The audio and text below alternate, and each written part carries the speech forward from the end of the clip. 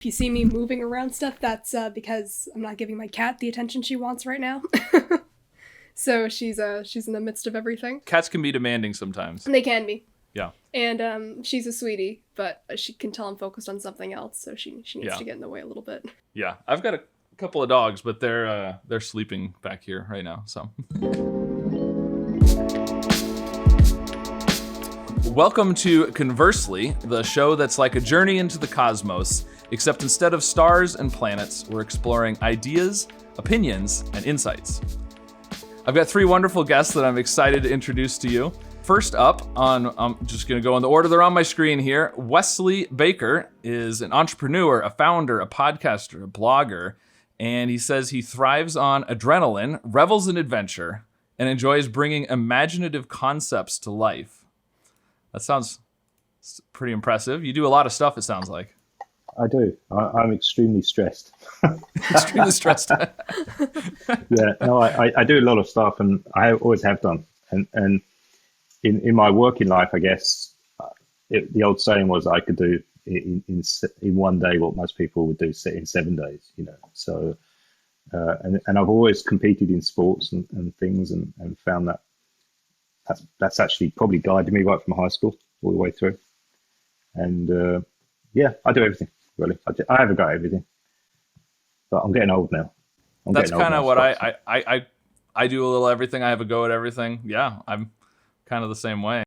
Cool. All right. And then next up is Olivia North-Crotty, who is a fiction and short story author, poet, lyricist, singer and guitarist, sketcher, painter, a lot of things. And are you a student at Rutgers? Is that right? I am, yeah.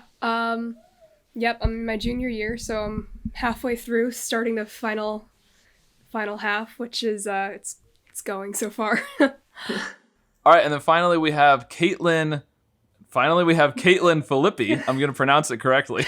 You got it. Yeah. Kaitlyn is a 3D printing content creator. You have a YouTube channel where you do lots of stuff with 3D printing, right? Yeah. As well as a podcast, the Meet the Makers podcast. Yeah. So most of you probably can't see right now, but we have the 3D printer behind me. And yeah, exactly like you said, I do mostly 3D printing educational content, and then I bring on other makers. So everyone from 3D printers, artists, anybody who makes anything at all. And we come on and we talk about their process and give people more ideas of how to be creative. That's really cool. All right, so we've got some pretty diverse backgrounds here, which is the idea of conversely, because people will have converse opinions if they have diverse backgrounds. But we've got some experience with some tech stuff and some AI stuff amongst you guys. You guys have some experience with AI. I know, Wesley, you've done some stuff. Your business does some AI stuff, right? Yeah, I've got a generative AI company, startup. Well, it's 3 years in now. The way it's heading, it's potentially a unicorn business, to be honest. We've got Google and Amazon involved in different stages of it. And it's good. I mean, I've seen a lot of change in the last year, particularly since ChatGPT came out. Everyone said to me, "Oh, that must be really good for your business." Actually, at first I thought it would be, but it's actually quite negative in the fact that it's muddied the water. So there's so many competitors out there now that are using it as a third party.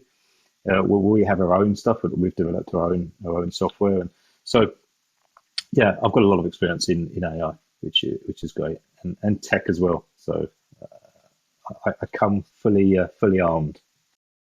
Nice. All right, and I think Kaitlyn, have you done some stuff with AI at all? You know, I'm more of a hobbyist. I like to dabble in it for sure. And in the professional world, I work in software. So we do a lot of integrations with it. A lot of like our APIs are driven by it. So maybe not as good as expert level as Wesley is, but yeah, definitely some dabbling. And Olivia, I assume all of your short stories and stuff, you just had ChatGPT write those for you probably, right? No, of course. No, yeah. My passion is totally reliant on something. That's what the young kids do these days. They don't do anything for themselves, right? No, we're just too cool for that. Right. Although I will say I did use a bit of ChatGPT for an internship I did over this past summer, which was interesting. Because there's a lot of like morally gray stuff about AI and its potential uses, and who gets to use it and who gets to regulate it too. So yeah, it was definitely an interesting experience. But we just used it to come up with like first draft mock-ups of possible ideas, and then we do the actual writing of the ideas for like an article or something. It's like, hey, give me 5 ideas for an interesting article. Okay, cool. Here's what some you could write about. Here's like a starting point, and then we go off from there and actually, use your skills. Right. Use it for ideas and stuff. That's a good idea. Yeah. ChatGPT it's a good piece of software, to be honest, and I think it's only getting better. And I think certainly around the world there's been a little bit of muddying in people's opinions of AI as to what AI is going to do. Is it's as big as the Industrial Revolution, if not bigger. So it's going to change. I was in a conference last week and I was discussing this, and I don't want to get too heavy in this podcast, but basically it's where we're going as humankind, because society is going to have to change in 20 years' time. If everything works the way it's supposed to be with the AI, where does money come into it? Where does work come into it in retrospect? AI, it's going to remove jobs, but it is also going to create jobs. So there's this big argument, I'm losing jobs. No, you're just going to retrain in different areas. I mean, it wasn't too long ago when people were worried about losing their jobs as buggy makers and whip makers for the, because of the cars. Yeah. And I mean, it always changes. There's always something new, right? The internet, look how much that changed everything not too long ago. People were saying that it was useless and you couldn't even, why would you use the internet? Well, now practically, if you're not on the internet, then you're an antique, aren't you? So, I mean, I think the way AI is developing and moving forward, it's going to be quite exciting. I mean, I wish I was 30 years younger, to be honest, because I think they've got a great future ahead. Because I actually personally believe it's going to create a lot more life experiences for everyone. You're going to get more free time, and you can do more exciting things, and you don't need to do that 9-to-5 work. And that's where I would like to see it going. But I do think society's got to change in some way. It's got to evolve, because we can't have the current way society is made with AI, how it's going to change. Yeah. Yep. And we're probably going to wake up in 10, 20 years and it will have changed, and you won't even, it's kind of like with the internet. It kind of feels like, I'm old enough that when I was a little kid, we didn't have the internet, right? Obviously, Wesley, you are too. Olivia, no. Not sure on Kaitlyn, but 50-50. Yeah. So, but it wasn't like one day we didn't have it and the next day we did. It was quick but gradual, and it was sort of, we woke up one day and we were like, oh, everything is the internet now. Everything's connected now. And so it'll probably be the same way, where we'll realize 20 years from now, oh wow, everything is influenced by AI and we didn't even necessarily know it. Yeah, we saw it. It was a drip. I mean, I don't know about you, Scott, but my first experience of the internet was probably, I had my first website. I designed my first website in 1994. Right around the same time would have been when we got an actual computer at home and had internet. Yeah. Olivia's like thinking I wasn't even born then. No, I remember being like 7 or 8 and my dad showing YouTube to me. And my parents listened to all different kinds of stuff. So he was showing me like all of these like strange little videos from like little indie bands, and I was like, what am I watching? It's interesting, but what am I watching? Yeah. YouTube was a huge deal when it was new. I remember Gmail being a big thing, and Google, and like I was in college and Gmail was a new thing, and you had to have an invite from somebody to join to create a Gmail account. You couldn't just go on there. You had to get an invite from somebody else who had Gmail, and that was a big thing. Yeah. Do you remember when in the original search engines you had Alta Vista, Yahoo, GoTo, and all those? I was around at that time when it was all kicking off, and I was in Silicon Valley when it was all, exactly. Ask Jeeves and all that. Yeah, it was fantastic. It's a shame. I kind of miss those days, actually, to be honest, because they were good. They were good days. They were fundamental frontier days, really. Yeah, but that's kind of where we are with AI now, I guess, right? Exactly. Type of thing. Exactly. Yeah. I mean, it's a little bit different in that the management of it, it can be dangerous. So it's how do you look after it? I don't know. It's going to be interesting. It's a puzzling question. It'll be interesting to see, like looking back, we look back 20 years ago on the internet and, we kind of laugh at like early YouTube or early Gmail, but, that's where we are right now with AI. So it's kind of interesting to fast forward almost 20 years and like, we're going to look back at ChatGPT and be like, oh my God, can you remember you had to type in a query? It was slow. Like it'll be funny to look back, we all think of, well, maybe not Olivia, but the dial-up modem sound and things like that. And it'll be interesting to see what pieces of like currently that we think are just revolutionary are those things that we joke about in 20 years. Right, for sure. So here's the question for you guys. So looking to the future, AI robots are at war with humanity, okay?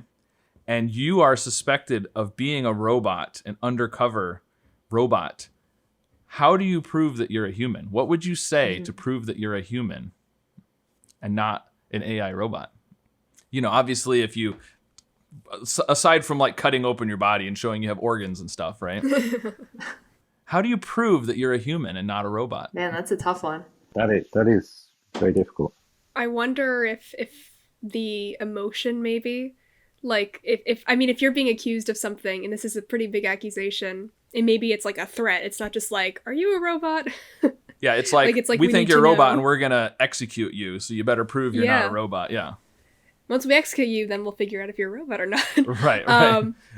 It's like with the witches, you throw them in the lake, and if they sink, then they weren't a witch. If they float, they're either way. I was gonna say maybe if you cried or you expressed like something physical that maybe the robots had yet to have installed in them, like crying, or even something like sweat, or like little details about people that like a robot can probably replicate, but you would at least hope that maybe other humans would be able to recognize, in the same way that like people can sometimes look at AI art and be like, it looks good, but it doesn't have something to it. Or especially with writing, and as somebody who does writing, I have actually asked ChatGPT to write a short story for me.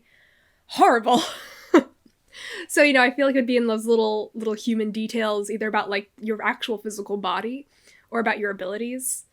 And you'd be like, wait, I can do this, or I can show you that I can do this. And you can see the touches in it. And I promise you it's human. And I know that sounds weird to say, but I promise you. You've also got very, very simple things. You've actually hit on one thing there. If you think about hair on your body, and if you get cold, you get pimples, don't you? And your hair blows. No matter what we do with silicon robots, and the trouble is, on the emotion side of things, that can be copied. I mean, now your voice can be copied, and it will sound exactly. I mean, I could record you now, Olivia, and do that in 15 minutes, and I could replay you back, and you'll think I am Olivia, if I did it right. So the reality is that can be mimicked, but physical interaction can't. Instant, pimples appearing and blowing in the wind just that close. If you imagine under a microscope, you couldn't do that. Well, you couldn't, because it'd be a neurological position. I mean, I can imagine that you could make a robot that would be able to imitate that. What, right? hair moving on your body, and pimples going up and down with a slight breather against it. I don't know. When your skin. I don't know. Temperature changes. Oh, I suppose it could do. But can you imagine the engineering involved with that? Oh yeah, it'd be difficult. Yeah. But I mean, some of the stuff that we can do now was, ridiculous 10, 20 years ago, and some of the engineering stuff they can do. Maybe it'd be alien technology, eh? Yeah, I don't know. It might be as simple as a sensor, though. But I mean, in the same way that you use like a stick to take your temperature, you just you put it into the AI. But again, I guess there would also be the question of why would anybody make that kind of robot? Well, and the idea, if you're being suspected of kind of an undercover robot posing as a human, then you presume that they've tried to make you seem, it's kind of like Blade Runner, the movie, right? Like the replicants, they're humanoid robots. They're supposed to seem like humans, but they're not. I think I've got a couple working in my company. Seriously? Yeah, could be. For for me, I guess, like, I think about at least the current limitations that we see with it right now. And I know there's been so many times where I've run into something that I'm trying to query is particularly ChatGPT, and it'll tell me, it can't do that right now. And, I think maybe in the future, like, it's almost, it's like a reality check for humans of, there's, depending on, who's the creator, who's the owner, and, what is kind of driving, what's seen as good or bad that the AI bots can or can't do. I think maybe that's like the reality check for humans is I'm still able to, talk about certain things that an AI can't do, or I think there's always going to be limitations that are put on these bots. So I think for me that would probably be the route that I would go at least today is all the things that I try and do in ChatGPT that it tells me that it's not capable of doing right now. Yeah. So I guess whatever the limitations are at that time, try and exploit those. Yeah. I think that's a decision as well where humankind's going, isn't it? And do we really want to have these type of? Do you need to have a physically matching human being? Does it need to look and feel like us? Well, why does that have to happen? Yeah, I mean, I can see legitimate reasons for making a robot seem more human-like, as far as like having skin and hair and things like that. Mainly just to make it make people relate with them better. Whatever the robot is supposed to be doing, customer service kind of thing, or companion or something like that, right? Where you'd want it to seem more human-like. I think that comes into an interesting territory that I always think about too. And, we start to see things with deepfakes and like voice generation becomes more popular. And, I always wonder, like, there comes a point in time maybe in life where the way that like we think about, having a finite life and, your family maybe doesn't have the opportunity to speak with you in the future. But, maybe there's a world where there's enough of a digital representation of you online that AI could recreate that in a way. And it's almost makes you wonder, like, how would you even know in the future if you're really communicating with what you think is reality, I guess. So it's a wild place. They can already replicate voices pretty well. Yeah. There's some AIs that can imitate voices, and it's pretty amazing. Yeah. It's incredible. Trust me, I've got access to some stuff that is just mind-blowing. Yeah. I just got an update on Photoshop, just happened yesterday. It updated and it said, hey, you can now do this thing. And, I can take a picture of the mountains and I can say, oh, that house over there, I want it to actually be red and look like this. And it just doop, doop, doop. And there's a new, and erase this mountain over here. And it extends, and you can extend it's amazing what it can, fake. And it just looks realistic. Yeah. I had that test version of that a couple months ago, and I was fiddling around with it. That's before it went, live big time. And so it must have launched now, obviously, which is great. Fantastic. Yeah. It's kind of amazing. So what's next then, Scott? What's the next question? Or was that it? Well, so we've talked about some physical things, right? Your tears, your goosebumps things. But what if you're just chatting like this? What if you're not physically with the person? How do you prove you're a person and not a robot? I feel like the ability to comfort is very particularly human. And even if someone isn't good at it, that kind of awkwardness of not being good at comforting somebody is still, I feel like that'd be hard to replicate by an AI, because an AI would have to know how to do it properly and how to replicate the emotional connection that you have with somebody, but then also maybe tone it down and consider like maybe someone's social awkwardness or how much you're actually supposed to know somebody. Like if you're too good at comforting an acquaintance, that's really weird. But like if you saw somebody crying in the bathroom and you wanted to be like a really, really cool in that moment and just be like, hey, are you okay? you need some water or something, like you don't really know what to say, but you want to be nice and help out. I think like any kind of situation where there's a lot of levels that your brain is trying to process at once. Those subtleties of social interaction among people of varying levels of acquaintance. That makes sense, yeah. And cultural as well. Yeah, and you know? culturally. You Yeah. know, so I'm Sure, English, so yeah. I have a lot of things that are different to you Americans. You know, you three are American. Everyone thinks, you know, the British and the Americans are the same. We're not. We are very different. We speak similar language, but we don't speak Yeah. the same.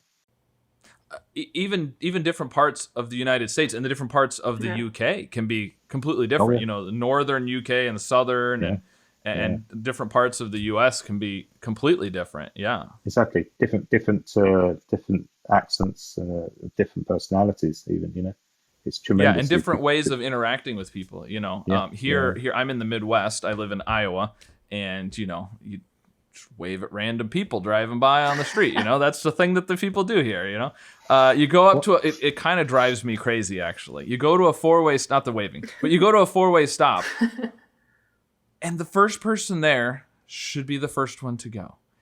And that's the way it works. That makes sense. Yeah, yeah. But there are always these people who come to the stop sign first, you come up second, and then you're waiting for them, and they wave you through. And I'm like, thanks, but I wish you would just go. And then I would go. And we don't have to have this, I'm going to wait. Oh, wait, you're waving me. Now I'm going to go. Just take your turn and go. I don't know. Anyways, and that's a thing that's completely different in other parts of the country. Yeah, that's another thing with humanness and politeness. Like, an AI might not be able to really think or replicate to be like, oh, no, you go ahead. Like those weird little polite interactions that you don't need to do, but you do anyways, and then you kind of regret afterwards. Or maybe you're just like, what? Oh, I should have done this better. I should have said this. Also, to have, like, that backtrack of, like, oh, never mind, maybe, like, the ability to overthink yourself. I feel like that's very human and be kind of tricky to replicate.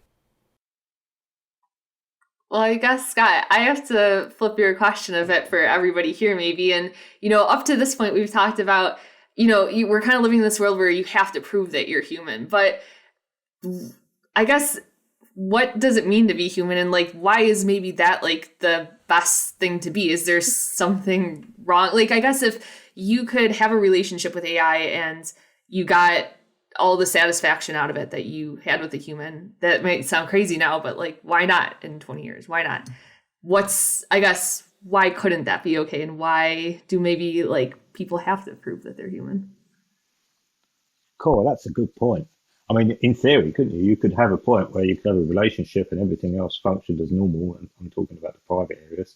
That is cool. That's a real pushing question there, Kaitlyn. Well, I did look online to see what other people had said about similar things. And some of the interesting responses I saw, somebody said, I am a robot. The assembly instructions are just written in DNA instead of Java. Mm-hmm. It's like, well, I mean, kind of, right?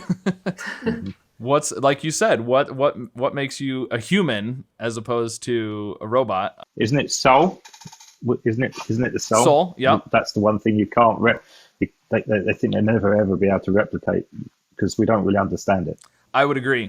Yes. I mean, there's so much we know about science, but there's so much we don't know, and you know, there's a lot in phenomena that we don't understand either. So I think that's got to be one of the things you can't replicate. So I would agree, but that's also something that's hard to identify in somebody else, I guess, right?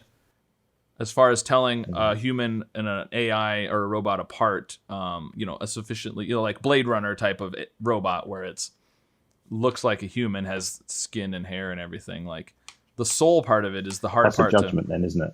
Because the soul is what gives you the judgment, isn't it? Oh, well, that's what I always think anyway. I think there probably are ways to tell if someone, you know, the soul, the difference, but it's probably not one of those tangible things that you can really identify. I think Olivia was kind of saying, you know, like these subtle things that you just kind of, that doesn't quite look right. You know, that image just, I feel like it's an AI image, even though I don't really know why, you know, those kind of things. Mm-hmm. These subtle things that you're just like, there's something about that person. Yeah. I don't know. Yeah, there's the question of also like, well, then do you not need to come up with some kind of definition of a soul? Which I think the whole point of the term soul is that it's so abstract and you just apply it to each individual human has one. And, you know, like, there's, like, different, like, religious beliefs that try to, like, define the soul and what happens to it and maybe what it is. But then there's a question like, well, why can't a very, very intelligent program, maybe it doesn't feel emotion in the way that humans do, but maybe it has its own version of emotions. And I guess it's like, then do we look for the AI to prove that those emotions are valid in the same way that a human's emotions are?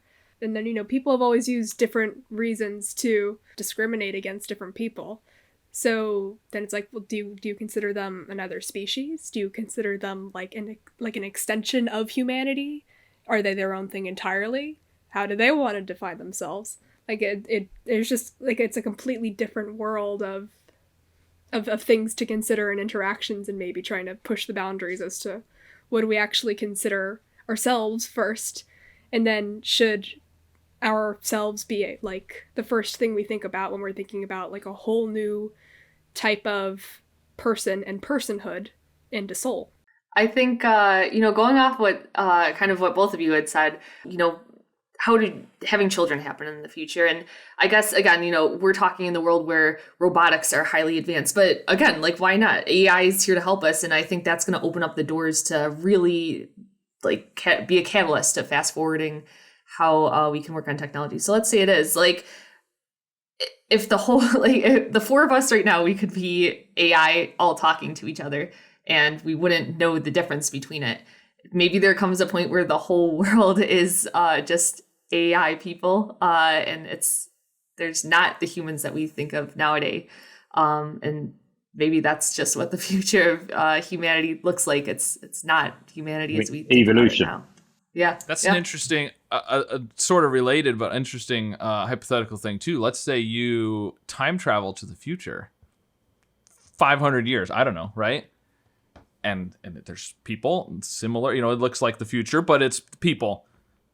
Would you know if they were people or if people had gone away and it was just robots that looked like people? Would you know that? I don't know.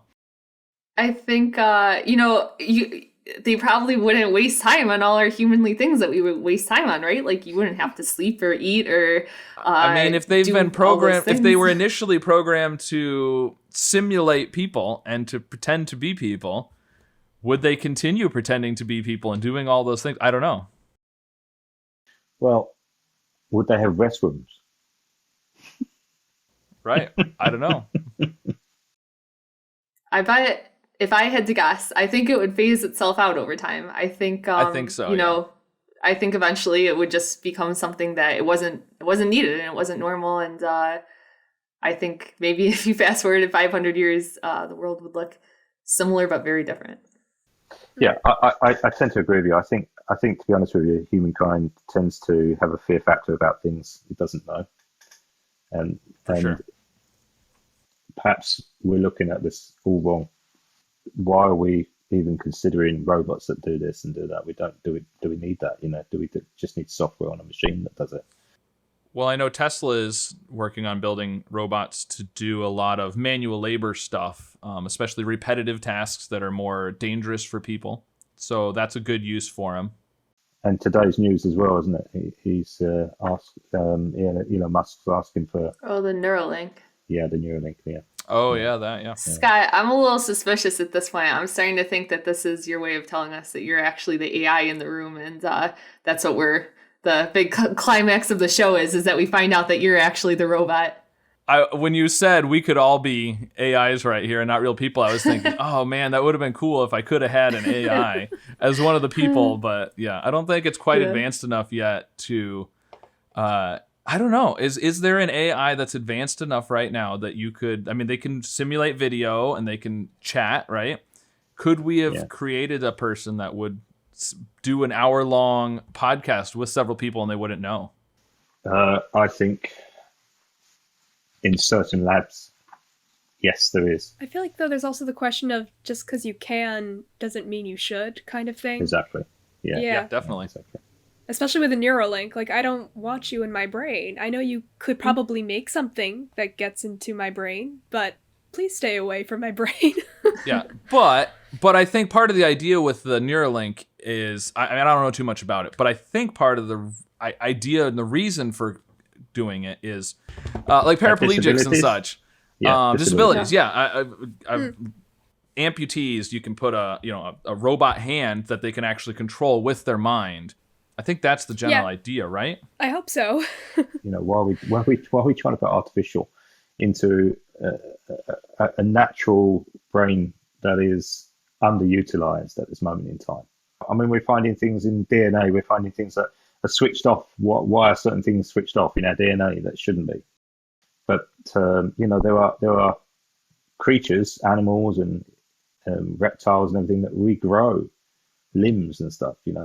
Now we've probably, bear in mind, it depends on your religious take and everything else. But if you go by evolution, then we should have the same mechanisms in the human body, but it's switched off. So why is that switched off? Yeah, and I wonder if some of those animals that can regrow limbs and such, if their limbs are, I don't know. I'm not a biology person. Are they a little bit more simple, I guess? To like an arm with a hand, like that's pretty complicated to regrow that, as opposed to like I think some animals that have a tail or things that they can regrow. I don't know. Yeah, but you look at a lobster or crab, they would grow their legs.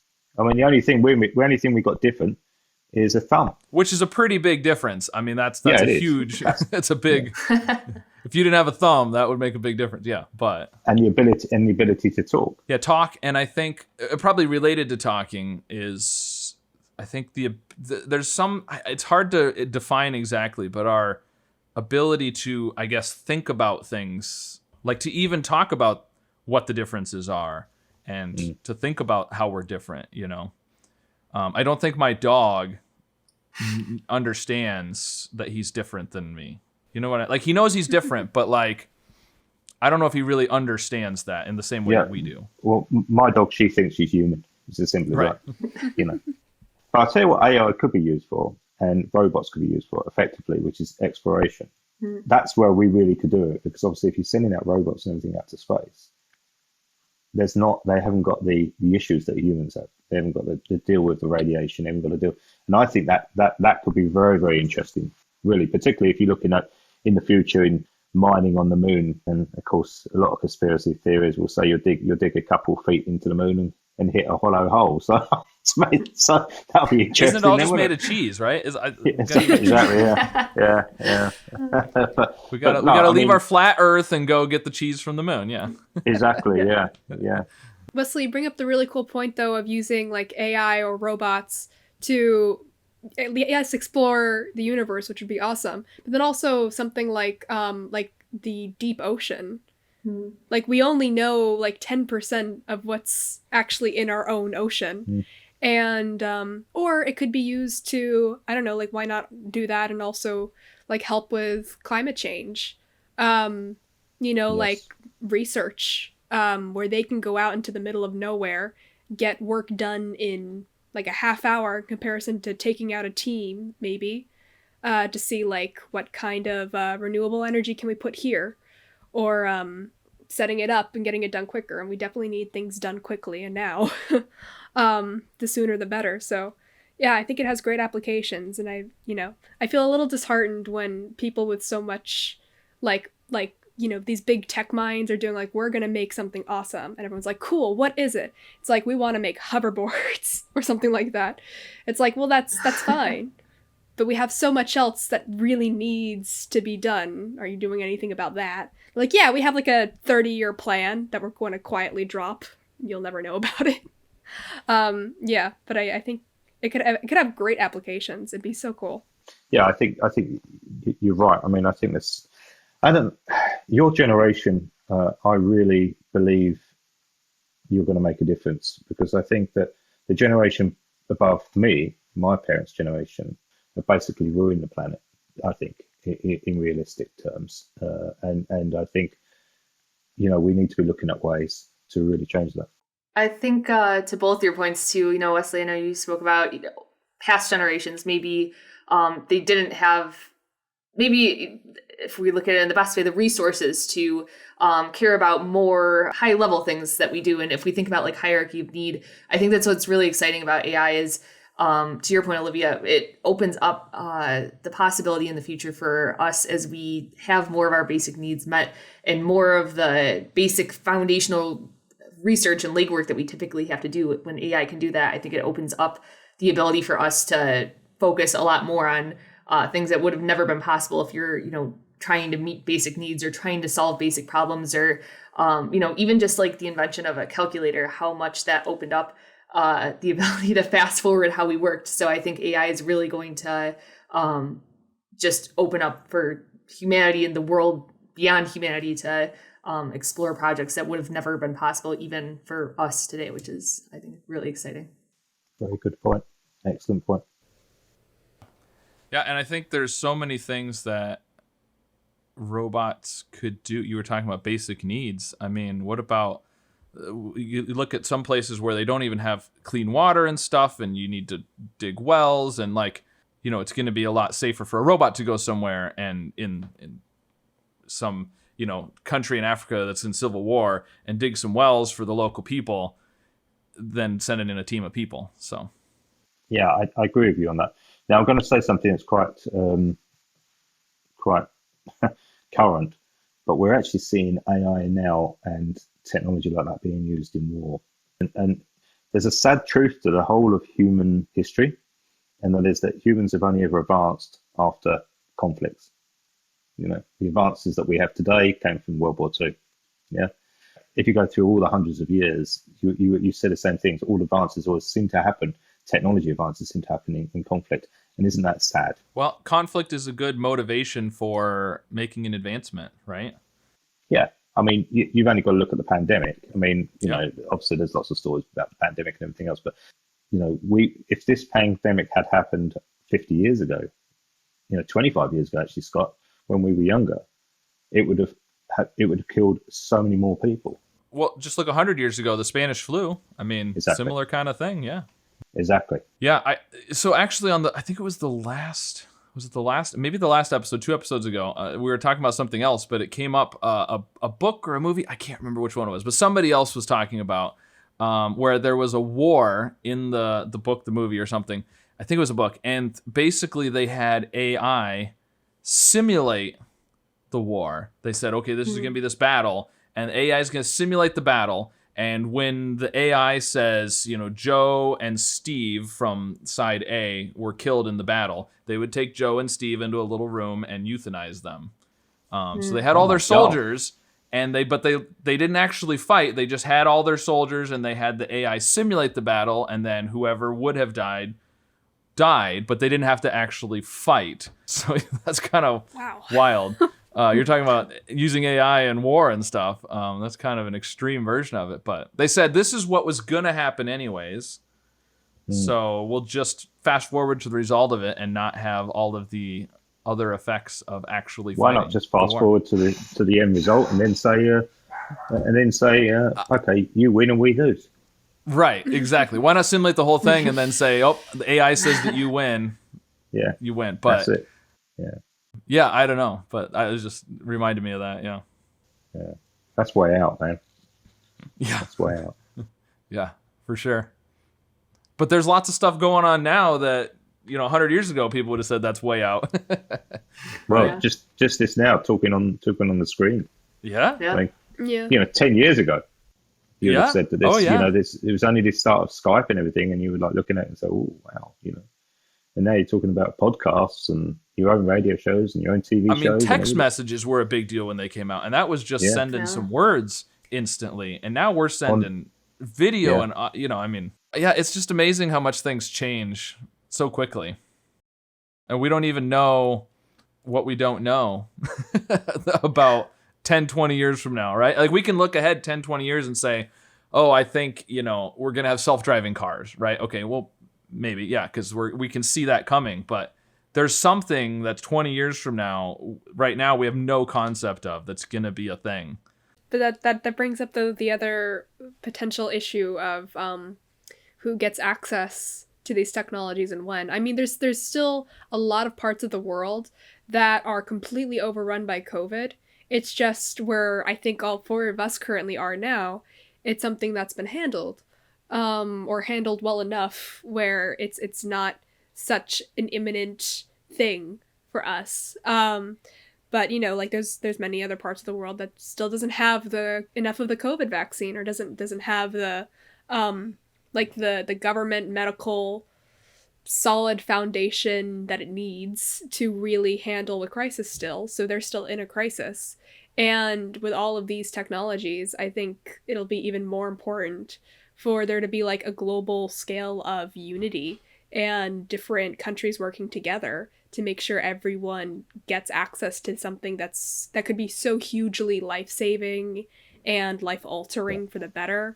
One of the things I've always thought, Olivia, and it's a little bit controversial in the United States, but one of the things I've always thought of is healthcare should not be a luxury. It should be. It should be a permanent given, no matter how rich you are and how poor you are. And in the UK, it was very much like the US system a long time ago, and then that changed to a national health system. And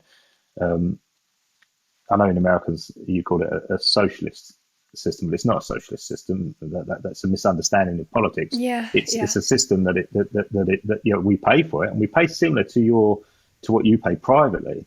But the thing is, we don't go around shopping for the different companies to do it, and whether they accept us and everything else, it's just free. You just go in, it's done. You know, so and new prescriptions. You know, we pay a small charge for prescriptions. Some people get them free if they can't afford them, but you know, all that's done. And I think that is a given and in the world that we live in today, that should be a given for everyone. And I know it's politically a thing, but it really should be a given for everyone. And in a lot of the world, it is. So I don't understand why certain countries, like the United States, for example, doesn't do that.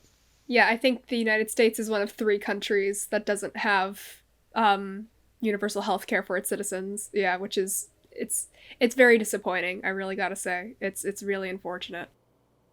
Well, and some people would extend that to lots of other technologies too. Like some people would say that access to the internet should be a given, right, to everybody. And, you know, other similar types of things. You know, are you going to say access to AI should be a given? Everybody should have access to, you know, everybody's got a different kind of where they fall on different types of things that should be a right or shouldn't be a right. And, you know, housing, should it be a right that everyone has a house?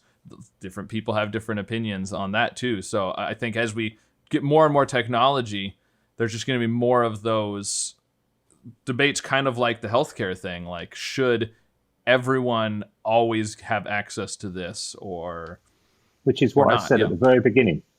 At the very beginning of this conversation, I said there's going to be has to be massive decisions that change in the next 20 years, 20, 30 years. There have to be. That comes a whole full circle, Scott, on what we were talking about at the very beginning.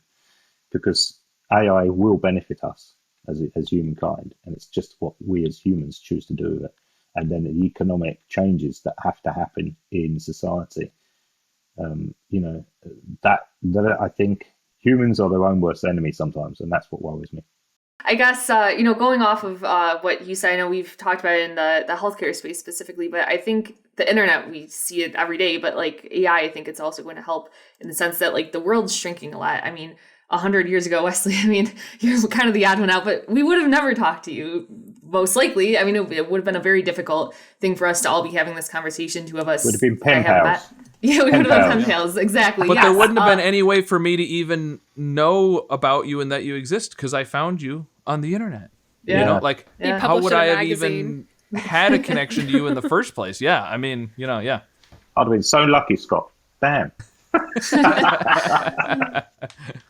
Sorry, I don't know, did you finish what you were saying? We kind of jumped on you. No, you're fine. I mean, I guess, yeah, I think we'll see that with AI too. I mean, you know, the world, it's becoming less and less segmented over time, I feel like, at least. I mean, I work with teams all over the world, and we're able to communicate. And I think, you know, something that really interests me with AI is the possibility to like auto-generate captions in different languages or auto-translate. I think that becomes really interesting, where a conversation that, again, would have never been possible in the past now opens up. And I think, you know, maybe the news or maybe society wants us to think that people all over the world have very different viewpoints. And I think fundamentally people all want very similar things. And I think as the ability for the world to communicate more openly opens up, I think that could be a really positive thing for humanity.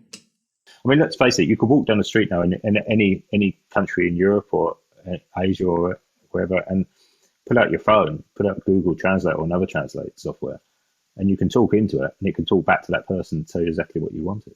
It's amazing. It's not going to be perfect, but it's good enough to communicate, and that makes a huge difference. It's getting good. I mean, it's getting really good. Yeah, for sure. It's spookily good. I will say Google Translate still has a long way to go. Yeah. Sure. And that's going to be. But it's good enough to let you communicate with somebody. If you were just dropped in a random country, it would be pretty good. Yeah. If any of you are Hitchhiker's Guide to the Galaxy fans, I'm waiting for the Babelfish to happen exactly. soon. Yeah. For sure, yep. That's actually what I was thinking is another good use for a robot is as a translator, right? Yeah. A universal translator, kind of like C-3PO, right? Yeah. That's however many millions of languages he knew, yeah. But probably not in a walk around robot type of person, more of a handheld or a Babelfish kind of thing, yeah. Which is another interesting thing of the past is they thought if you were to have a translator, it would have to be a complete humanoid being walking alongside you. They're like, no, not on your just phone. Open the phone on your app. Yeah. Open the app yeah. on your phone, yeah. Well, because, computers, used to be huge, right? The idea of a computer right here is, even like we said 20 years ago, insane, right? Yeah. Well, my mother, 84 years of age, used to work for IBM, and she likes to remind us all the time. And she struggles with the computer big time. But she argued for years, I work for IBM, I know everything. When she worked for IBM, she was running around a room the size of a massive building, putting wires in. That was IBM that she worked for. Wow. Not like you say, the size of a phone. Bless her heart, she was just trying to say that she understood it, and she really had no clue what was going on. And I don't know your age, Scott, but I feel I'm on the peripheral. I'm on the edge. But there are people just a few years older than me that really, I think, struggle with technology. They, apart from their phone, they are struggling with computers and everything. So that's quite shocking, really, when you think about it. Yeah, and sometimes I wonder. So I was born in 1983. So there you go. So now you know. Oh, I'm 71. So yeah, I'm not 71. I was born in 71. So that, yeah. 52. Yep. Yeah. Yep. So that 10 years or so difference is a big difference on how much you experience technology when you were younger. So, I was in middle school when we got our first computer. So, I kind of grew up without it, but not completely. And I do find it interesting how difficult it is for especially older people to learn new technology. And sometimes I wonder how much of it is just, I don't know what this is. I don't like not knowing things. Mm-hmm. I'm not even gonna try to learn. You know what I mean? Yeah, I've experienced it, and and it's been actually quite shocking. And I'll tell you a real truth here. I probably shouldn't do, but I find it a little bit overwhelming now, particularly since COVID. COVID hit me bad, so I nearly died from COVID. But the reality was that my ability since COVID to multitask the way I used to, it's not there.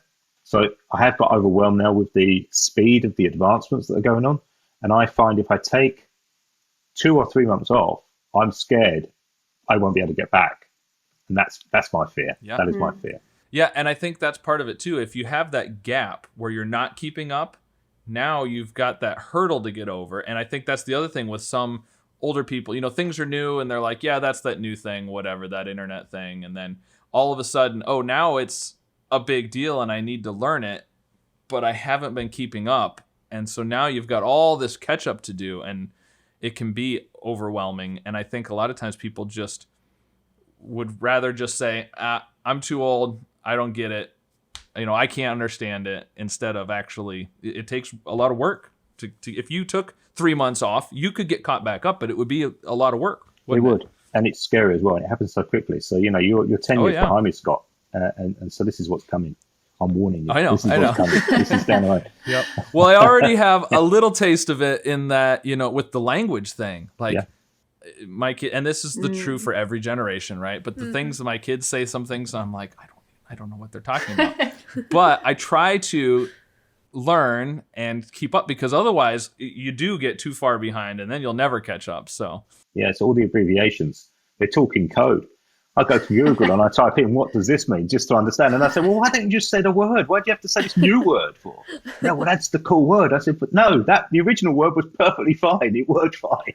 Yeah, my son comes in and, what do you think of my new shirt? Is it drip? I'm like, it looks dry to me. It's not dripping. What are you talking about? You know? And when I tell you now that maybe drip wasn't as cool as it was maybe when you'd heard your son use it like 6 months ago or whatever, you know? Right. Because it it's always all the time. changing. Yeah. I mean, even with my own generation, Kaitlyn, I don't know what generation, if you're also Gen Z.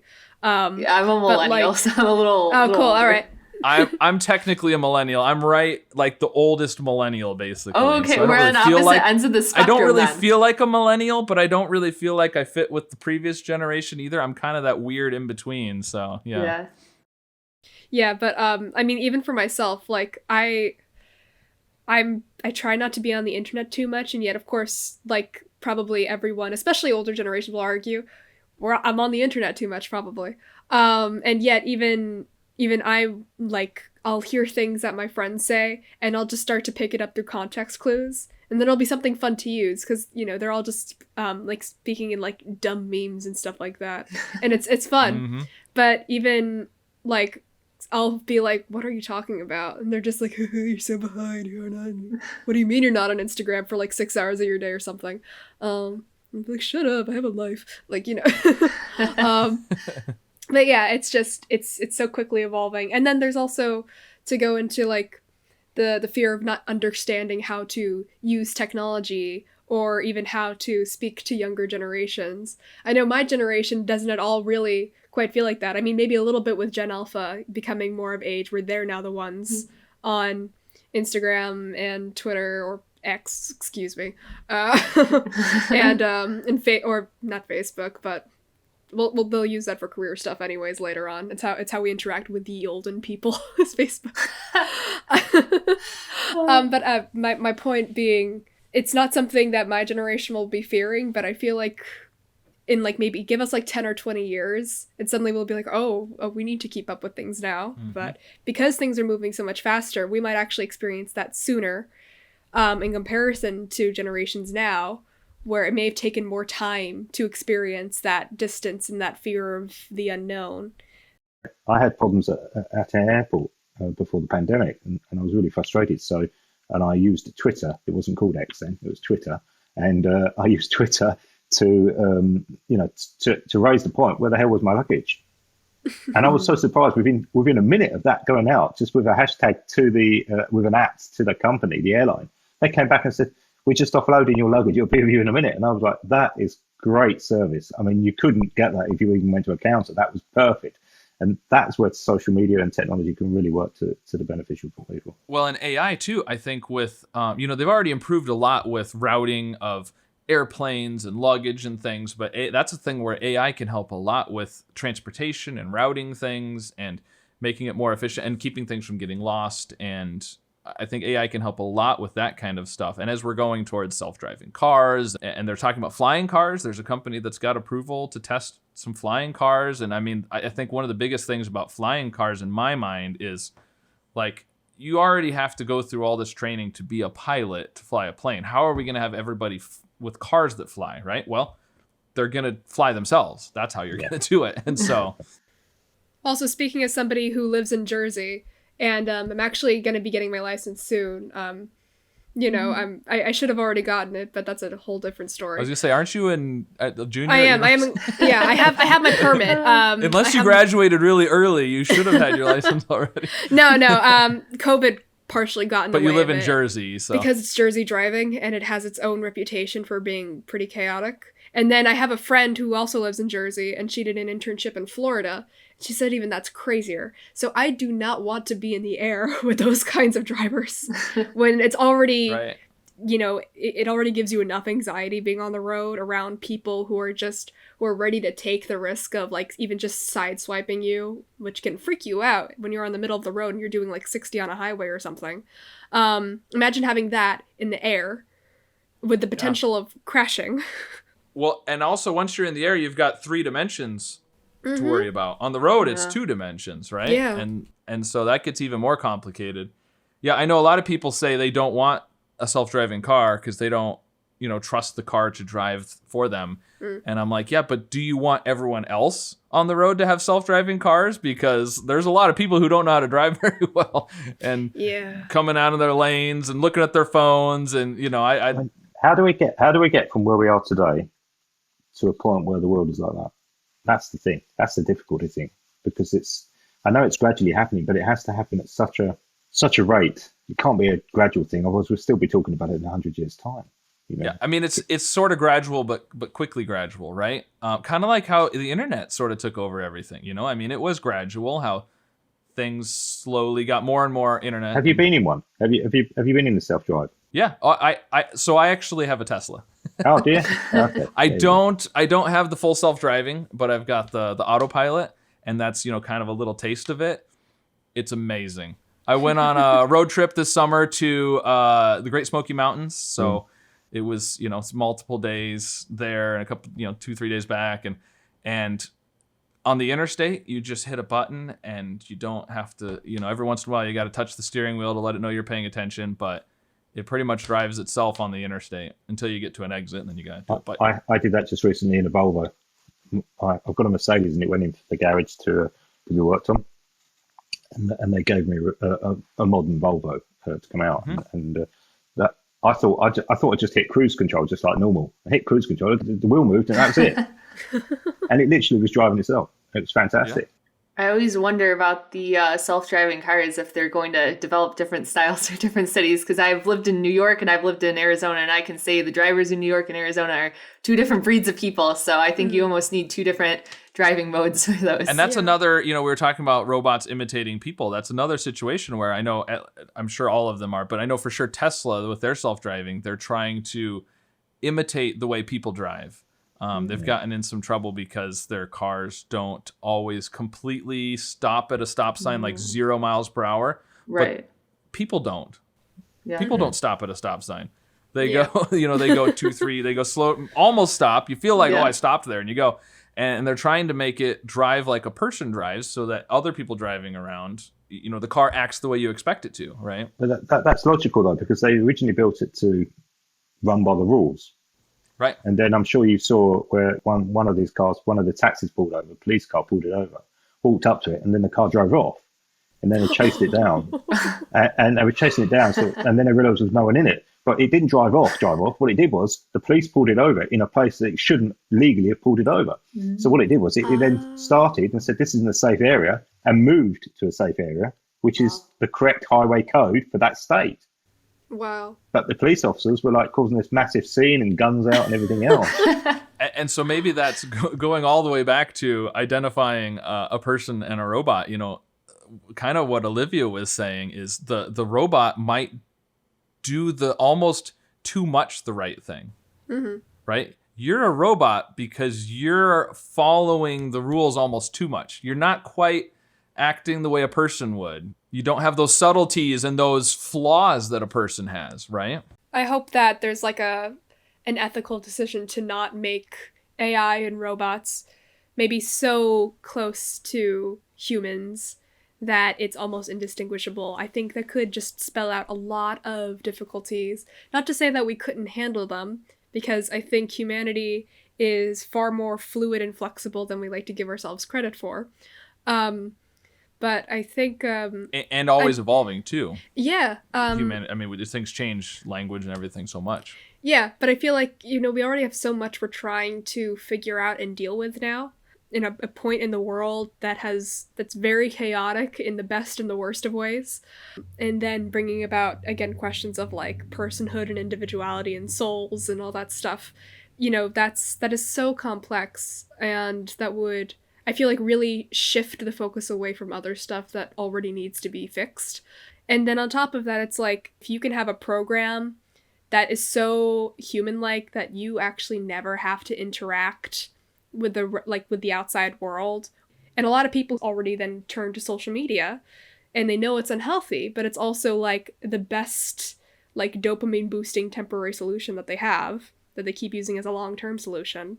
Temporary solution. I think that's a good point. I've heard suggestions of, like companion robots and things for older people who are in a nursing home and don't have people to visit them. They could have, but it also then means like, I don't feel bad about not visiting grandma because she's got the robot that we bought her. Like I can just leave her there with her robot, and we don't. So does it then further that disconnect between these people and others? Yeah.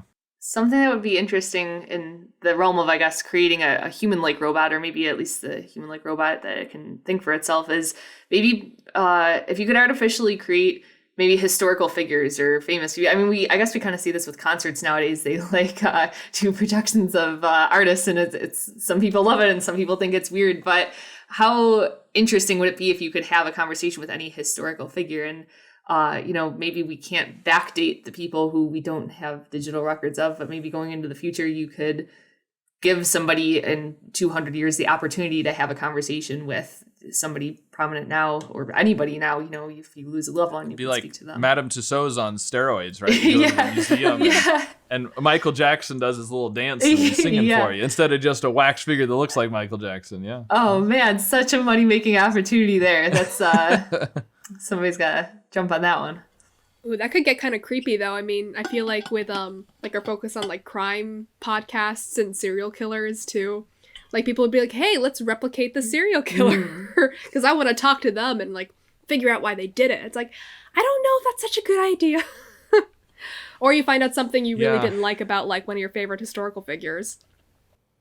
Yeah, although I feel like, again, it's going to be kind of like what you said originally, Olivia, is that there's going to be something that just it's not quite going to be the same as the real person, right? Mm-hmm. There's going to be something that when you talk to them, you're going to be like, it's like when you go to Madame Tussauds again, they got this figure and it looks just like the person, but it doesn't quite look like a real person though, right? Like there's something about it that just, that's missing. And I feel like you're going to have that same situation. You're going to be talking to them and you're going to be like, yeah, but this is a lot like a real person. Mm-hmm.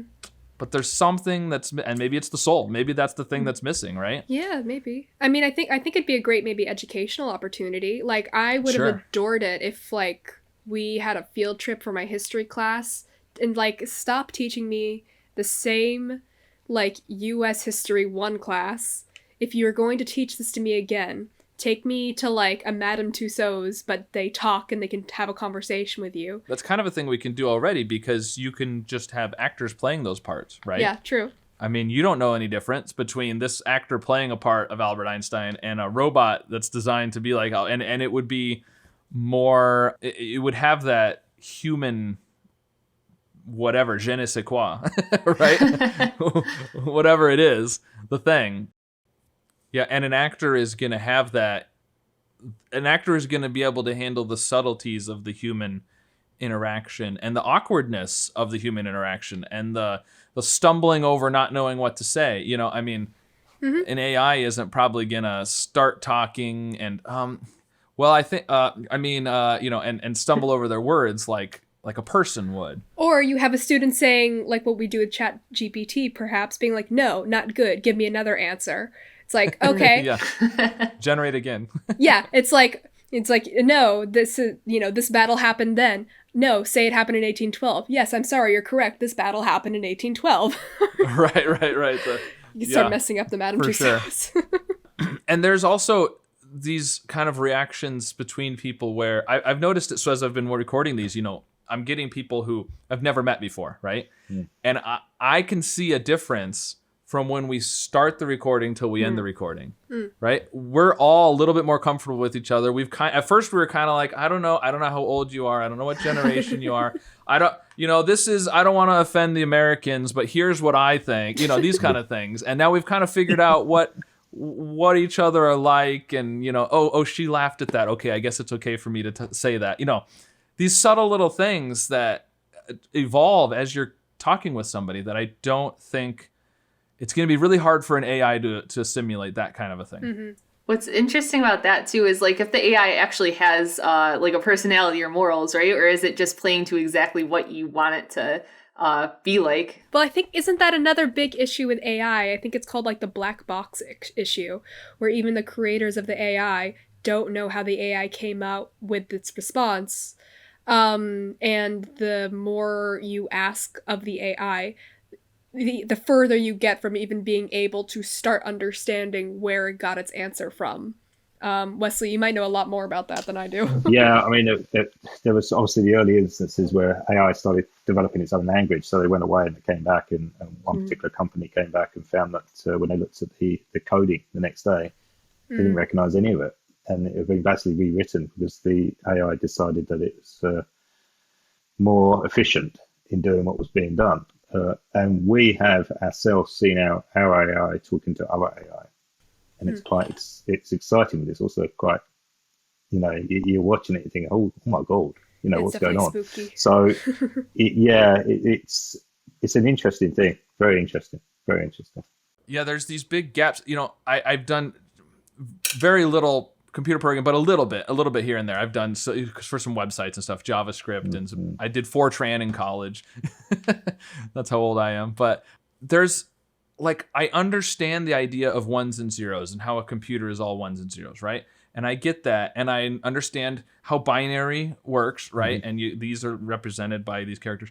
And then programming a language, like JavaScript or something, I can understand that. But there's a gap there that I kind of know, but if I think about it, I don't completely understand the gap, right? Where it goes from the ones and zeros, and I get the concept, but there's such a big leap to then saying, even just simple, if X is greater than 5, then do this thing. I can type in English, but there's a gap there that I don't understand. And I feel like the AI has an even bigger gap where I kind of get the basic idea of machine learning and stuff and what it's doing.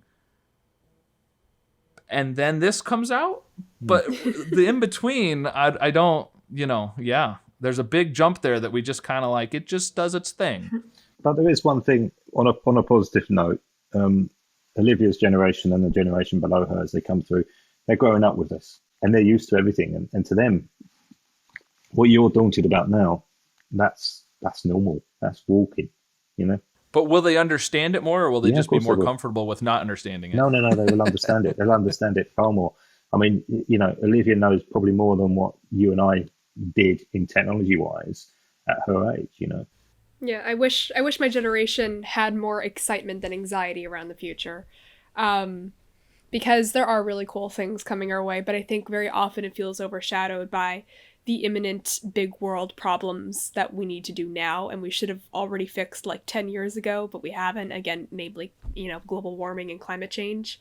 And some of that is the fear of the unknown, right? The future, you're always afraid of the future a little bit because you don't know what it is. You don't know what's going to come. Yeah. I'm frustrated also with my generation and slightly above my generation that are still in power. And it baffles me how all the political parties in all the countries, they go left or right, and they're battling always left and forward. And instead of actually concentrating on the policies that they need to be talking about, that's what really people want, is policies. And AI comes into that. And if they're not very careful, AI is going to sneak under the radar and become a problem because they were too worried about who's lying about what. Yeah, I think AI is just the new thing, though. There's always been something that's been the new thing that the government isn't probably handling right, or something. There was nuclear weapons, and there was the Cold War, and there was it's just the thing now, and there'll be something different for the next generation to be concerned about. I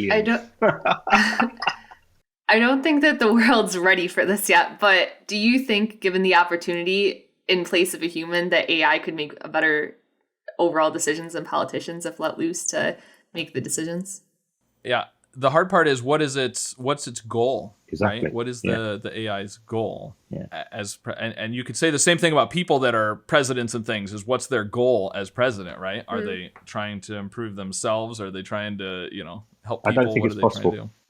Maybe AI won't have, like we said, the soul earlier and everything else, won't have someone's committed a basic crime, but that might see that's a crime and you should die for it.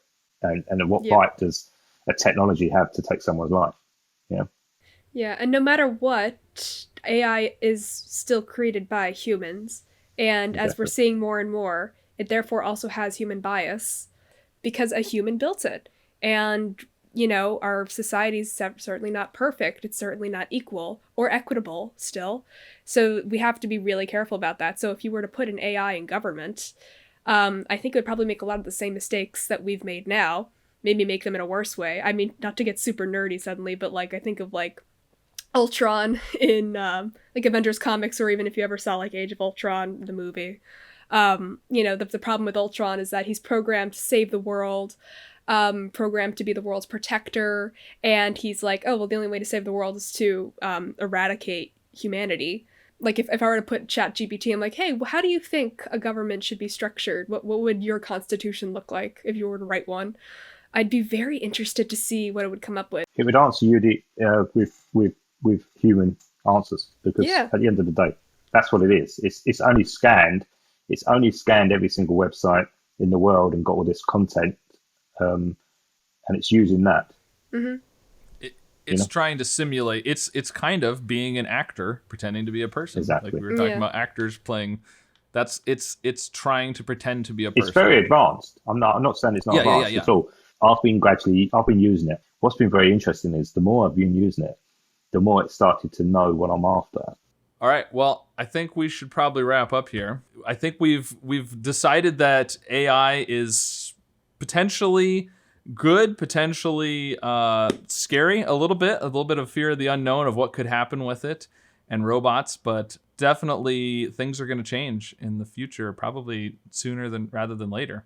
So it'll be interesting to see what happens. We should 10 years from now, we should go back and listen to this episode and see how much we were correct about what was going to happen. I'll probably be a Neuralink robot version there for sitting there then.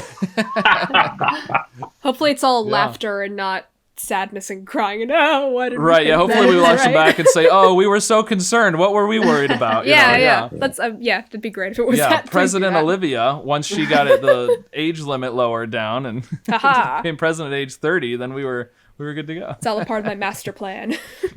right. Is this your announcement that you're running? Absolutely. Right now? Push me into the office. No, I could never.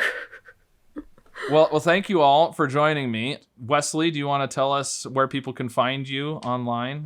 Yeah, sure. Well, personally, you can find me on Wesley Baker. That's wesleybaker.com.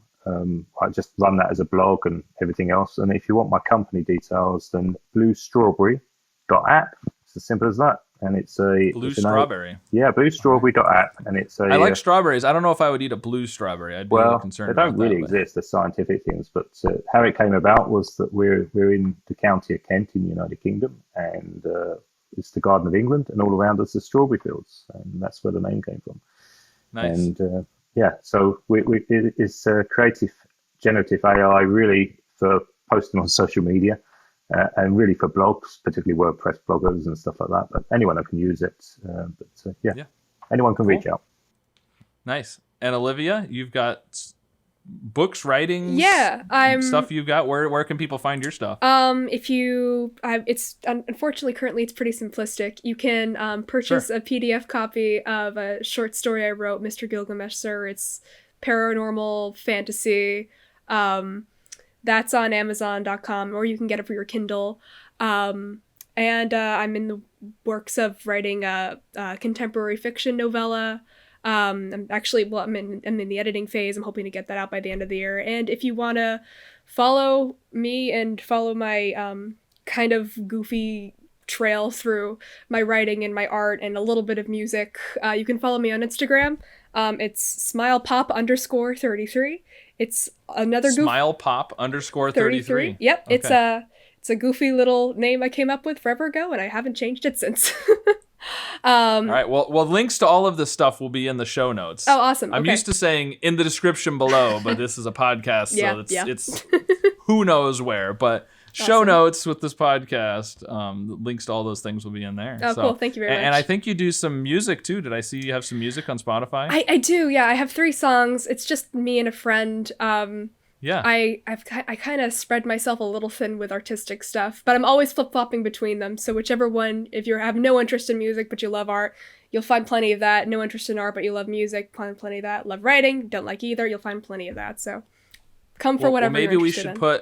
Maybe as we end the episode here, we should play part of one of your songs. Oh, thank you.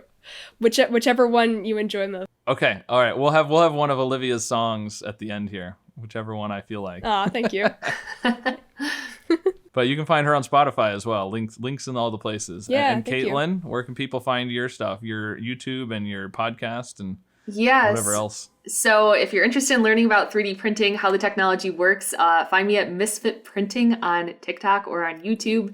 If you're a creative, if you're a maker, if you're an artist, would love to have you on the Meet the Makers podcast. Olivia, maybe we'll have to talk after the show. But that is also on YouTube, Spotify, all the places that you listen and find it. And if you just want to connect, if you want to chat, hit me up on LinkedIn. That's usually the best place I respond, at Kaitlyn Filippi. So yeah, thanks again for having us, Scott. Yeah, this is great. Thanks everybody for joining me. Lovely meeting you all. Great to meet you you guys guys. too. Thank you so Pleasure. much for this. Take care. No. Yeah.